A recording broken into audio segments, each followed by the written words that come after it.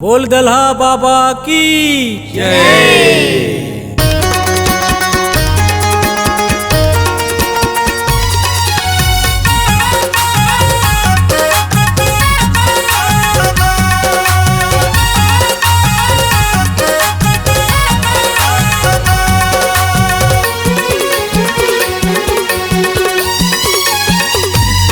मोर सुंदर है नवा गाँव लगथे मकर संक्रांति के मेला रे। मोर सुंदर है नवा गाँव लगथे मकर संक्रांति के रेला रे। दल्हा बाबा डोंगरी ऊपर बिराजे नीचे में लगथे मेला रे। दल्हा बाबा डोंगरी ऊपर बिराजे नीचे में लगथे मेला रे। मोर सुंदर है नवा गाँव लगथे मकर संक्रांति के मेला रे। मोर सुंदर है नवा गाँव लगथे मकर संक्रांति के रेला रे। दल्हा बाबा डोंगरी ऊपर बिराजे नीचे में लगथे मेला रे। दल्हा बाबा डोंगरी ऊपर बिराजे नीचे में लगथे मेला रे।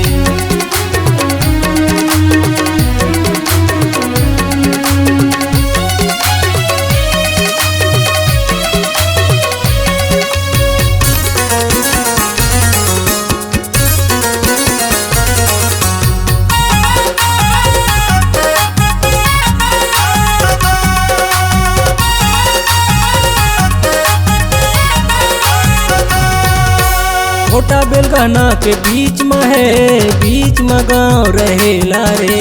लाखों हजारों की भीड़ लगे है, सब आते रे ध्यान धरेला रे।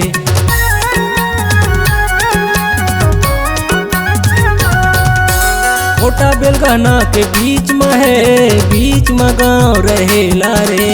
लाखों हजारों की भीड़ लगे है, सब आते रे ध्यान धरेला रे। लाखों हजारों की भीड़ लगे है, सब तेरे ध्यान धरेला रे। जय दल्हा जयकारा लगा के चढ़ावत है नरियर भेला रे। जय दल्हा जयकारा लगा के चढ़ावत है नरियर भेला रे। दल्हा बाबा डोंगरी ऊपर बिराजे नीचे में लगथे मेला रे। दल्हा बाबा डोंगरी ऊपर बिराजे नीचे में लगथे मेला रे।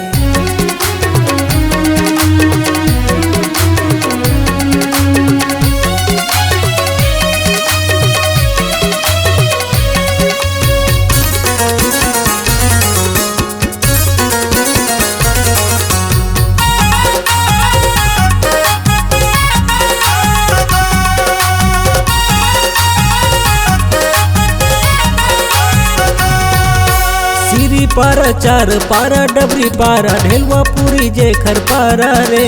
झोंका बिल्ली बंदलम कन्हाया माली लगे है गाँव किनारा रे।